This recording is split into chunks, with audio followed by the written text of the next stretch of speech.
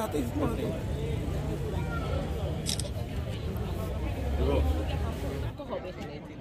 ঠিক আছে, 30 লক্ষ বলবো।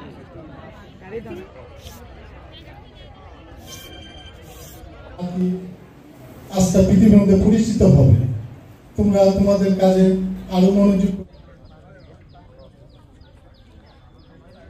আর ভবিষ্যৎ জীবনের উন্নতি কামনা করছি। সবাইকে ধন্যবাদ।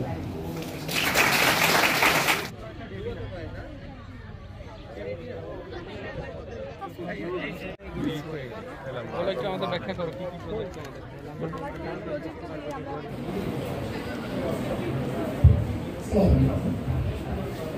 জাতীয় পর্যায়ে যেতে পারে এবং আমরা যাতে এই উপজেলার সুনাম আরো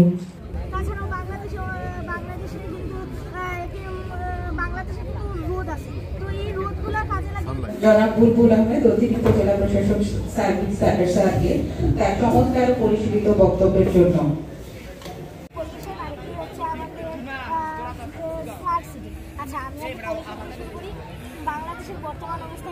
আমরা বিজ্ঞানের বিভিন্ন শাখাতে বিভিন্ন জায়গায় উন্নতি সাধন করেছি।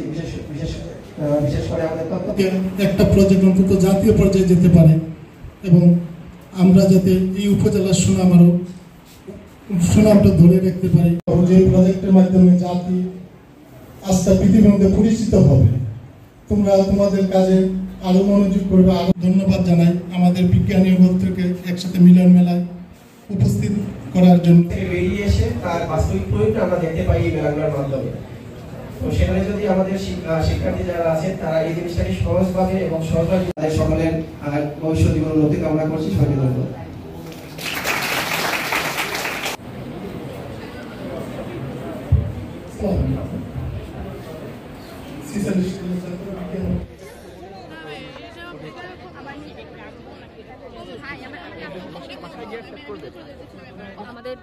আমাদের প্রজেক্টটি হচ্ছে তিনটি ভাগে বিভক্ত।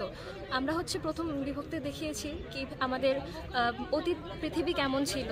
তখন হচ্ছে সবুজ শ্যামলী গাছপালায় হচ্ছে আমাদের পৃথিবী অনেক সুন্দর ছিল এবং ধীরে ধীরে হচ্ছে বর্তমান দ্বিতীয় ধাপে আমাদের দেখিয়েছি যে আমাদের বর্তমান পৃথিবীতে হচ্ছে এই শিল্পায়ন নগরায়নের ফলে হচ্ছে আমাদের এই সুন্দর পৃথিবীটার জীববৈচিত্র্য হচ্ছে প্রায় বিপন্ন হতে চলছে।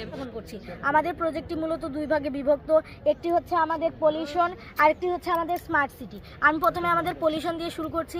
আমাদের পলিউশনটা হচ্ছে কলকারখানা। আমাদের বাংলাদেশে প্রচুর পরিমাণ কলকারখানা আছে। কলকারখানাগুলো মারাত্মকভাবে অনবায়নযোগ্য জ্বালানি ব্যবহার করছে এবং তারা এই যে বর্জ্য পদার্থগুলো আছে এগুলো না ছেঁকেই ফেলে দিচ্ছে এবং যার ফলে আমাদের নদী দূষিত হচ্ছে। বাংলাদেশ নদীমাতৃক দেশ, কিন্তু আমাদের বাংলাদেশের নদীগুলোর অবস্থা খুবই খারাপ। আমরা উদাহরণ হিসাবে দেখতে পারি আমাদের বুড়িগঙ্গা নদী। আমাদের ঢাকার বুড়িগঙ্গা নদীটা একসময় ছিল খুবই ভালো একটি নদী এবং খুবই পরিষ্কার, কিন্তু বর্তমানে বুড়িগঙ্গা নদীর কি অবস্থা আপনারাই বলেন। তো এখন আমরা এটি আমাদের তারপর হচ্ছে গাড়ি হচ্ছে একটি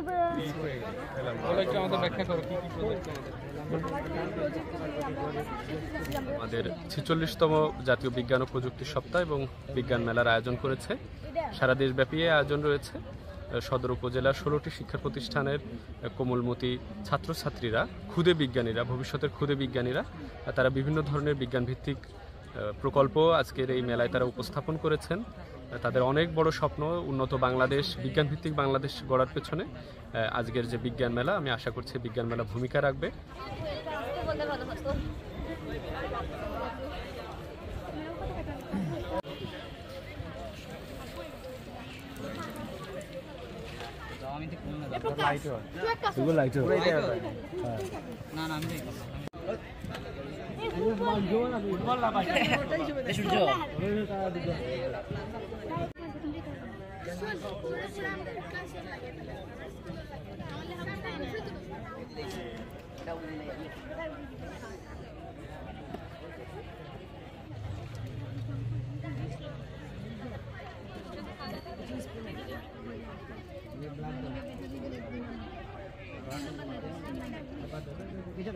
হবে, ঠিক আছে, 30 লক্ষ বলবো।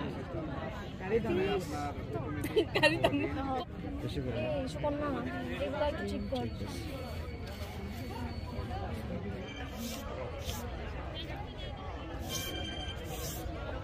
বিবিলার থেকে অপরিচিত সবগুলো পানি আমরা বৃষ্টিতে ব্যবহার করে আবার করে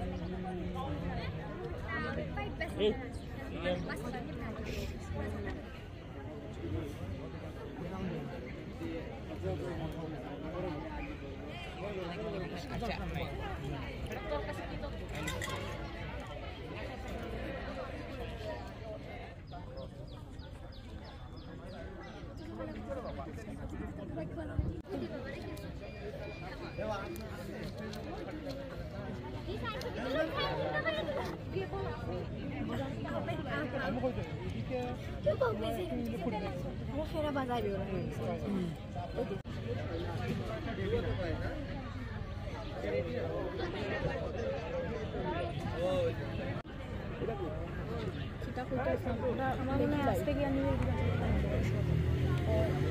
এদিকে তো চাইলে আরেকটা